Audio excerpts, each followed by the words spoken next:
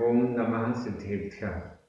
जीवमजीवं दव्वं जिणवरवसहेण जेणनिदिग्धं देविन्दविन्दवन्दं वन्दे तं सर्वदा शिरसा।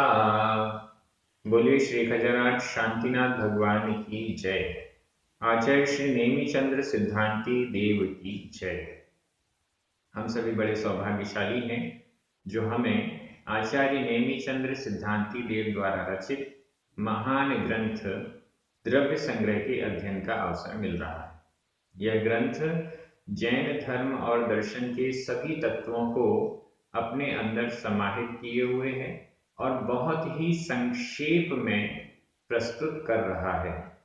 आज हम गाथा क्रमांक 35 पर पहुंच चुके हैं। इस गाथा में भाव संवर के कौन कौन से भेद हैं, किन किन कारणों से वह संवर होता है, वो भाव कौन से हैं, वो पुरुषार्थ कौन सा है, ये सब हमें समझने को मिलेगा।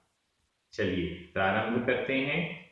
गाथा क्रमांक 35 उच्चारण। वद वद समिधि समिधि। मां में छोटी की मात्रा है और दा में बड़ी की मात्रा। समिधि समिधि। गुत्तियो गुत्तियो। आधता पुरता और बड़ी ई की मात्रा। वद समिधि गुत्तियो, ये पूरा एक समासित पद है। धम्माणुपेहा धम्माणुपेहा। परिसह जओ परिसह जओ। य चारित्तम चारित्तम। आधता पुरता। बहुभेया बहुभेया।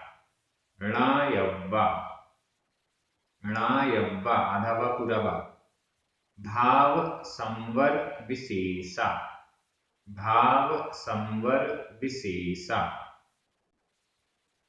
वद समिधि गुत्तियो वद समिधि गुत्तियो। धम्माणुपेहा परिसहजोय धम्माणुपेहा परिसहजोय। चारित्तम बहुभेया चारित्तम बहुभेया। णायव्वा भाव संवर विशेषा णायव्वा भाव संवर विशेषा। बड़ी अच्छी गाथा है और बड़ी सरल भी है। नीचे चौथे चरण में लिखा हुआ है णायव्वा, जानना चाहिए। णायव्वा, जानना चाहिए। भाव संवर विशेषा, भाव संवर के विशेषा, विशेषों को। भाव संवर के विशेषों को, भाव संवर की पर्यायों को। विशेष शब्द का अर्थ पहले पर्याय आया हुआ है। भाव संवर के भेदों को णायव्वा जानना चाहिए। णायव्वा यह विधि कृदंत का प्रयोग है। यहाँ पर क्रिया है णा, जिसका अर्थ है जानना, और विधि कृदंत का यव्व प्रत्यय लगा हुआ है। विधि कृदंत के पाठ इस YouTube चैनल में प्राकृत सर्टिफिकेट कोर्स के अंतर्गत अपलोड किए जा चुके हैं, आप उनको देख सकते हैं।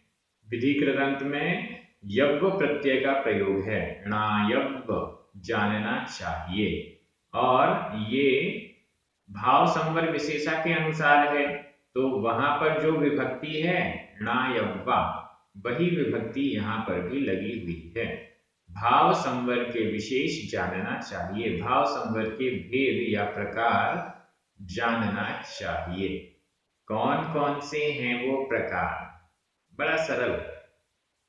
वद समिधि गुत्तियो धम्माणुपेहा परिसहजो य और चारित्तम, ये सभी बहुभेया बहु बहुत भेया भेद वाले, बहुभेया बहुत भेद वाले, ये सभी अलग अलग प्रकार से हैं, इनके भी बहु बहुत भेद हैं। व्रत, समिति, गुप्ति इत्यादि इन सब के बहुभेया बहुत भेद हैं। बहुभेया बहुत भेद वाले इन सब को भाव संवर का विशेष णा जानना चाहिए। अब एक एक को देख लेते हैं।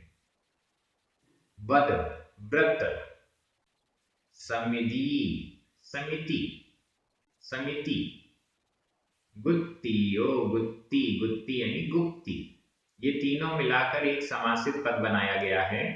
वद, समिति, गुत्ती, व्रत, समिति और गुप्तियां, बहुवचन का प्रयोग है। गुत्तियो, गुप्तियां, व्रत, समिति और गुप्तियां। इसके बाद धम्मानुपेहा, संधि विच्छेद देख लें। धम्म, मा में छोटा अ, अणुपेहा, छोटा आ, दो छोटे आ मिलकर बड़ा आ हो गया। धम्म, अणुपेहा, धम्मानुपेहा। धम्म का अर्थ है धर्म, धर्म, और अणुपेहा, अनुप्रेक्षा, अनुप्रेक्षा, अनुप्रेक्षा यानी भावना।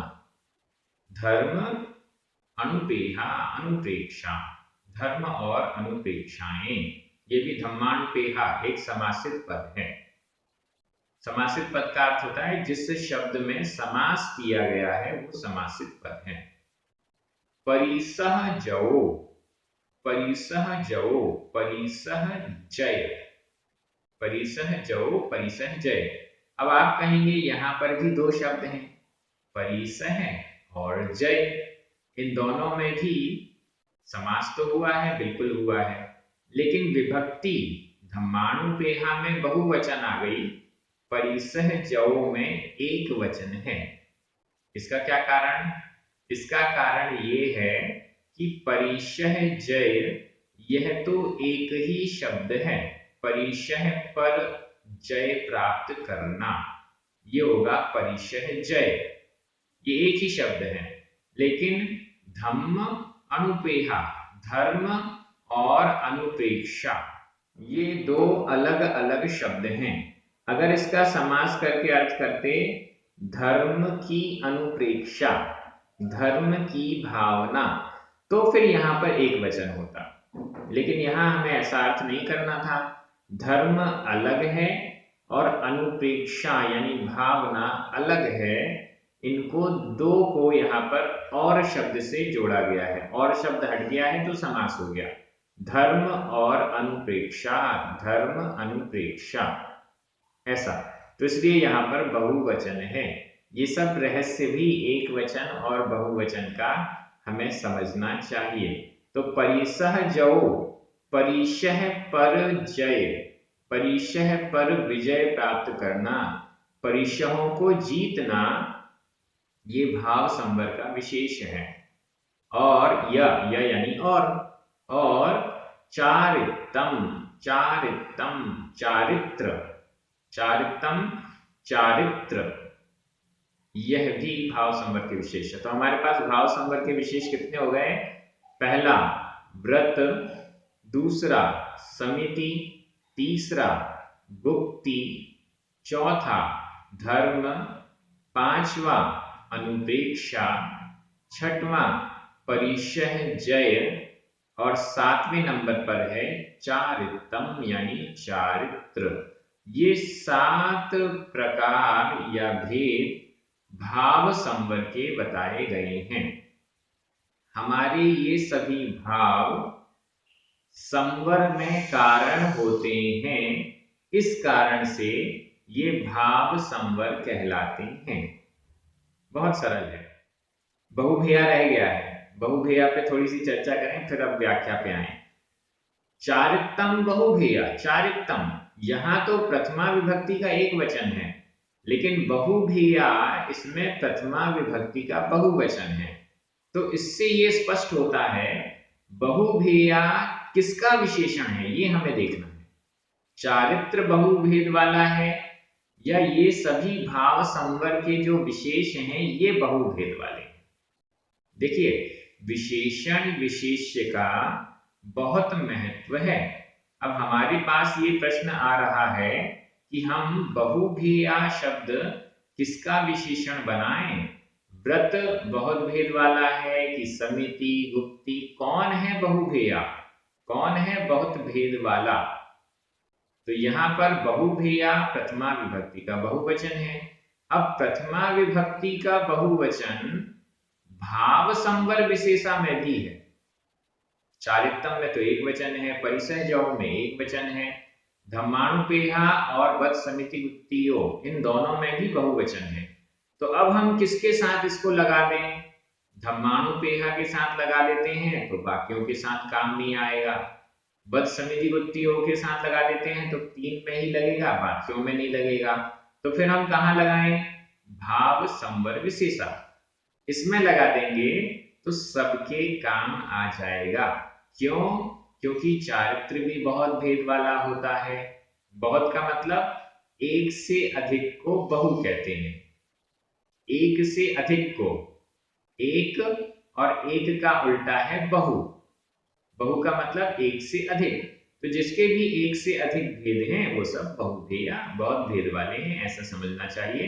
तो बहुभेया यह भाव संवर विशेषा का विशेषण है, ऐसा हमें यहाँ पर देखना है।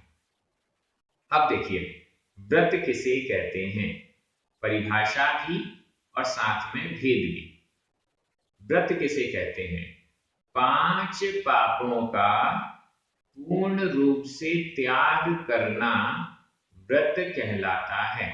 ये सभी परिभाषाएं और भेद आप अपनी कॉपी में जरूर नोट कीजिएगा। हो सकता है कि आपको इनकी परिभाषाएं याद भी हों और अनेक बार इनको परिभाषित करते हुए आपने सुना और समझा भी होगा।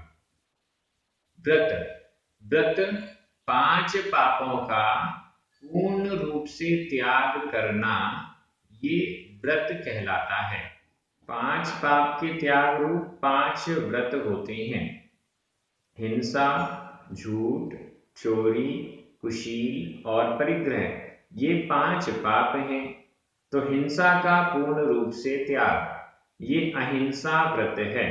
इसको हम अहिंसा महाव्रत भी कह सकते हैं, पूर्ण रूप से हिंसा का त्याग। ऐसे ही पूर्ण रूप से असत्य का त्याग, सत्य महाव्रत।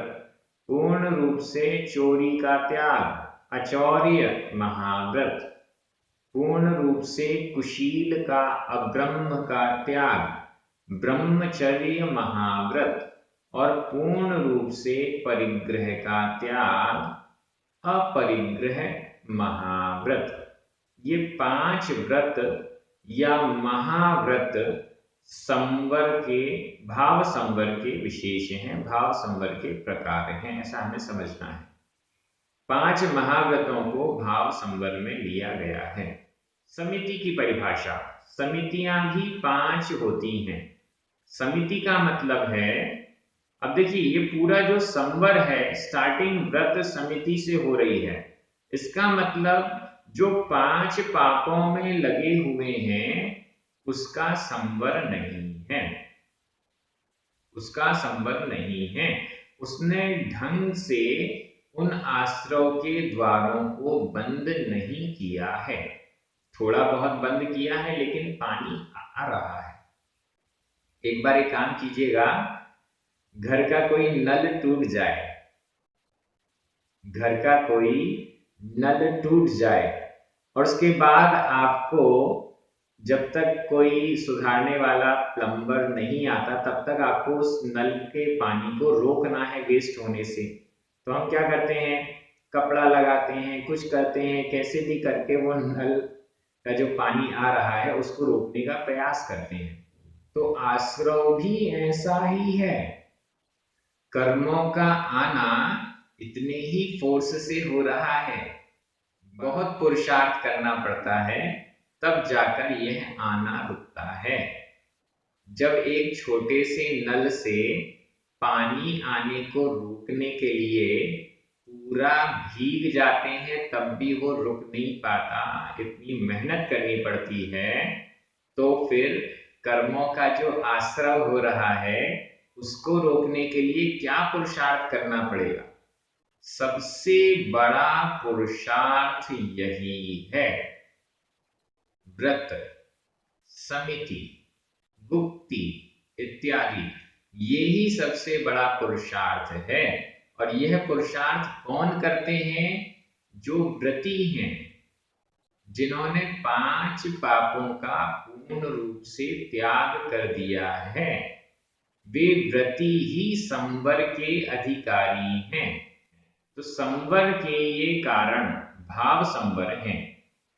व्रत, समिति, गुप्तियां, समिति चल रही है। समिति का मतलब है जो मुनि महाराज प्रवृत्ति कर रहे हैं।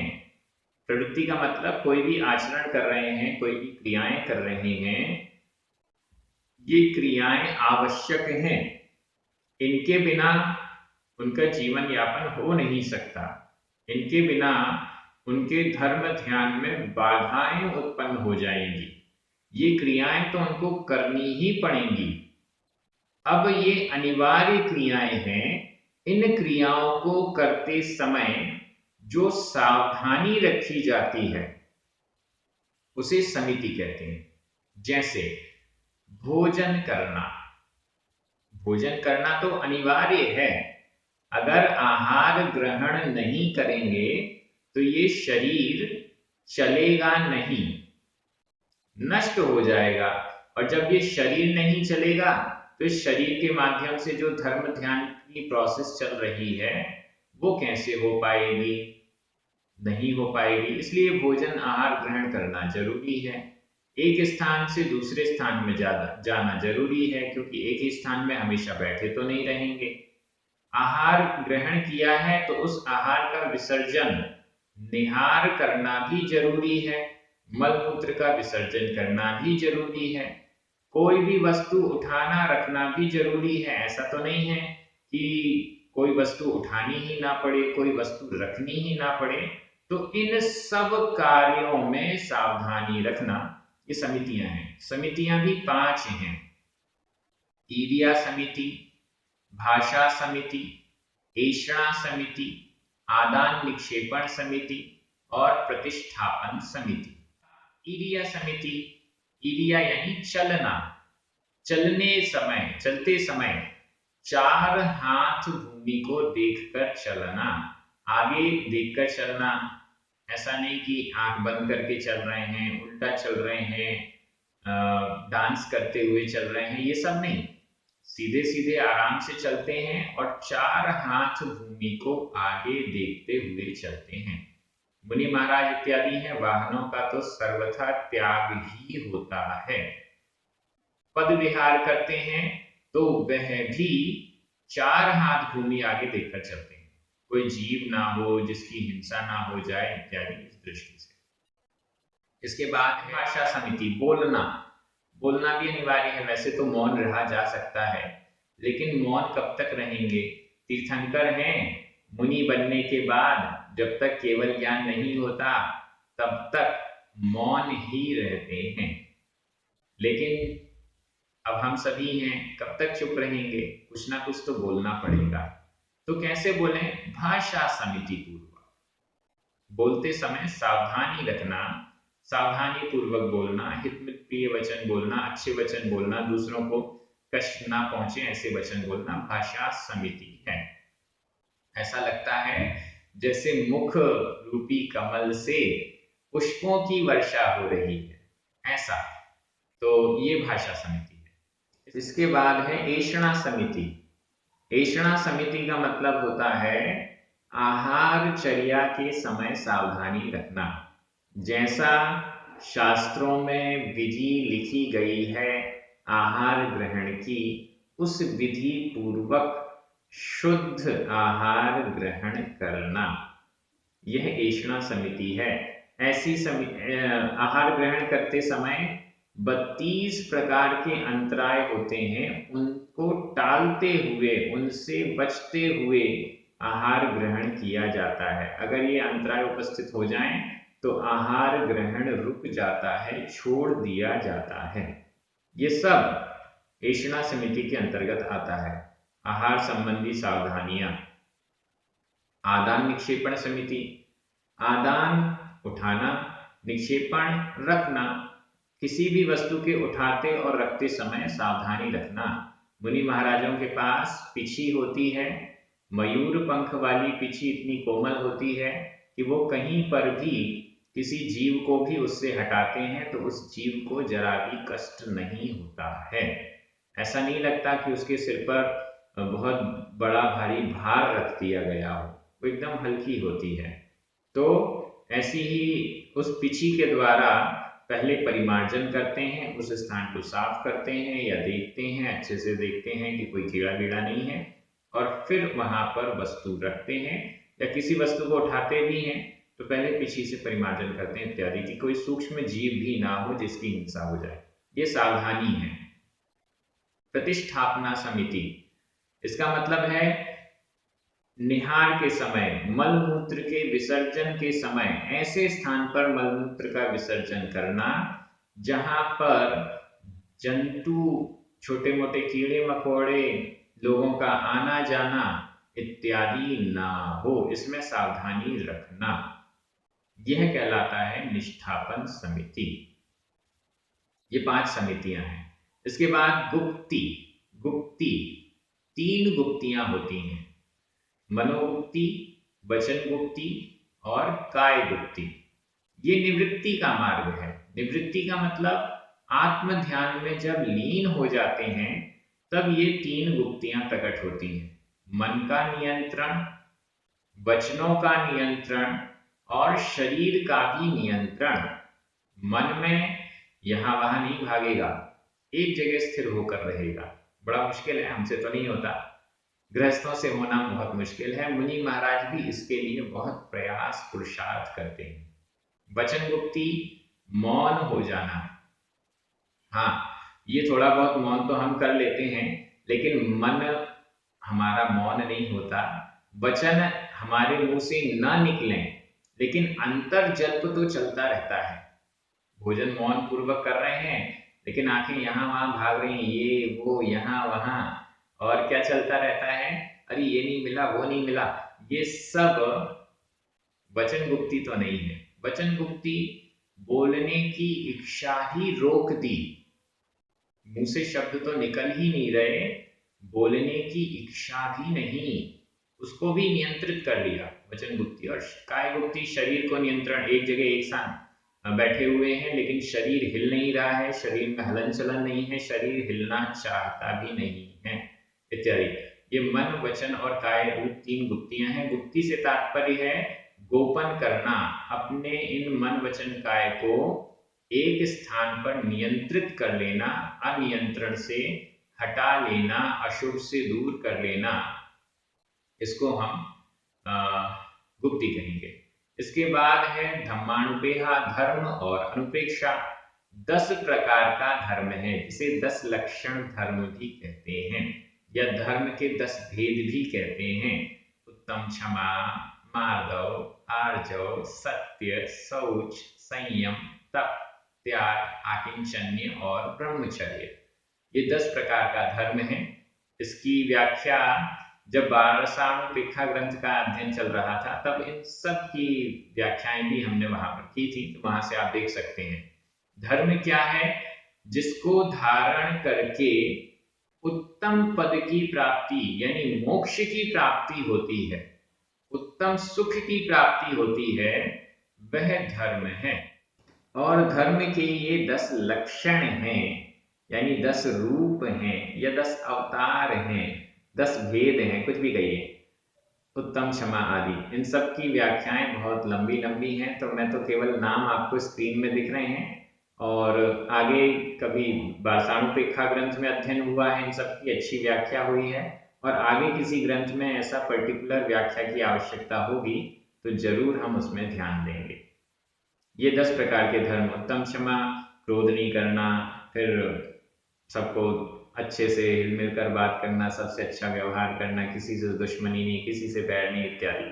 उत्तम क्षमा, उत्तम मार्दव आदि, ये 10 धर्म हैं। इसके बाद है अनुपेहा, अनुप्रेक्षा। अनुप्रेक्षा का अर्थ है भावना।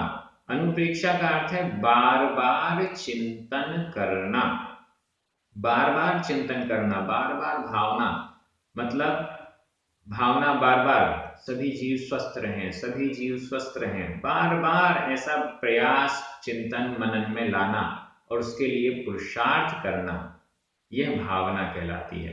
12 प्रकार की भावना यहाँ पर ली गई हैं, जिन्हें द्वादश अनुप्रेक्षा कहते हैं। 12 अनुप्रेक्षा ग्रंथ इन्हीं 12 भावनाओं के चिंतन को विस्तार देने वाला ग्रंथ है।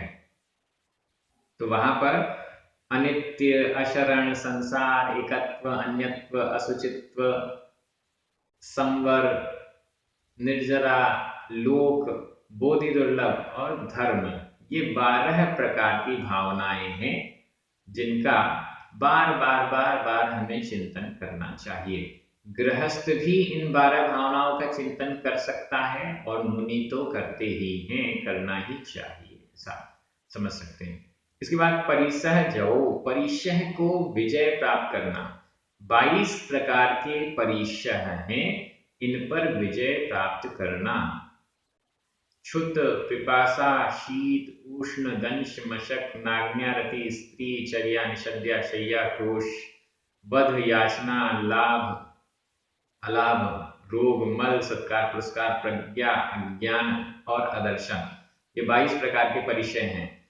ये वो आपत्तियां और विपत्तियां हैं जो साधना करते हुए साधु के ऊपर आ जाती हैं, लेकिन उनको भी ये शांति से सहन कर लेते हैं, इन पर विजय प्राप्त कर लेते हैं।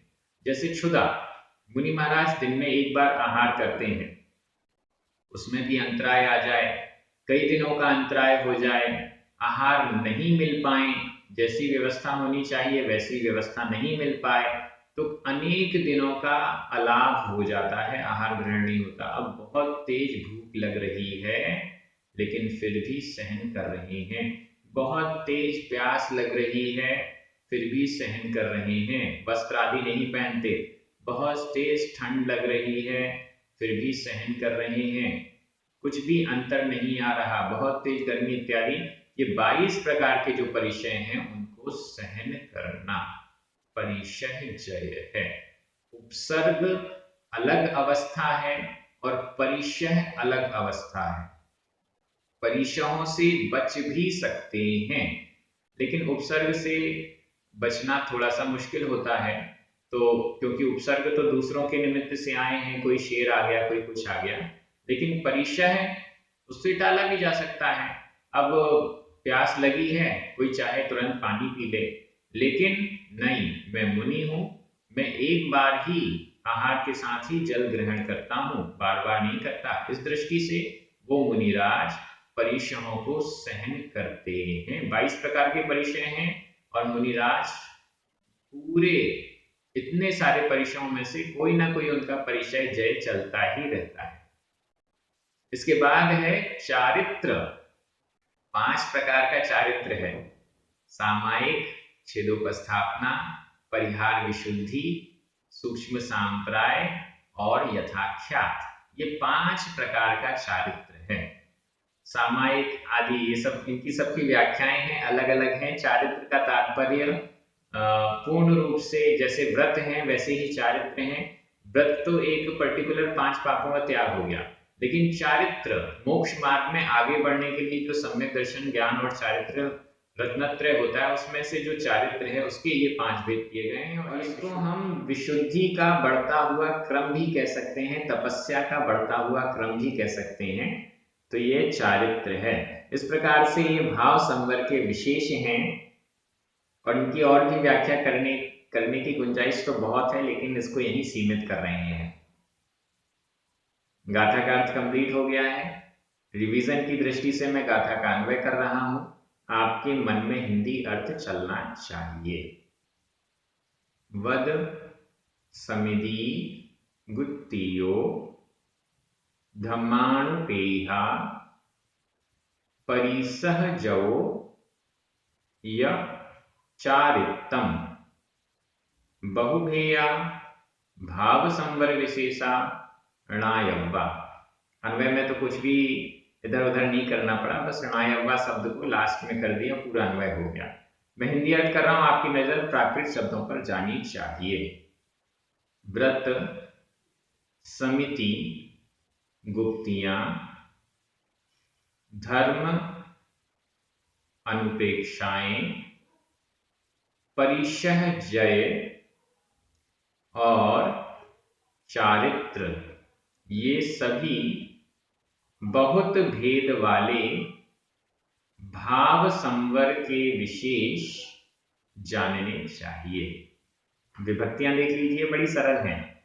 वद समिति गुत्तियो, धम्मानुपेहा, बहुभेया, भाव संवर विशेषा, ये सभी प्रथमा विभक्ति के बहुवचन हैं। परिसह जवो, चारित्तम, ये प्रथमा विभक्ति के एक वचन है। यह अव्यय है, इसमें कोई विभक्ति नहीं होती। णयव्वा, यह विधि कृदंत का प्रयोग है, इसमें भी प्रथमा विभक्ति का बहुवचन है और इसका अर्थ है जानना चाहिए। इस प्रकार से विभक्तियां भी क्लियर हो गई हैं। आप सभी बहुत अच्छे से अध्ययन कर रहे हैं, एक एक शब्द को समझने का प्रयास पुरुषार्थ कर रहे हैं। सभी को बड़ा आनंद आ रहा है, सभी को बहुत बहुत धन्यवाद। पुण्यार्जकों को विशेष धन्यवाद। सभी को जय जिनेंद्र। जिनवाणी माता की जय।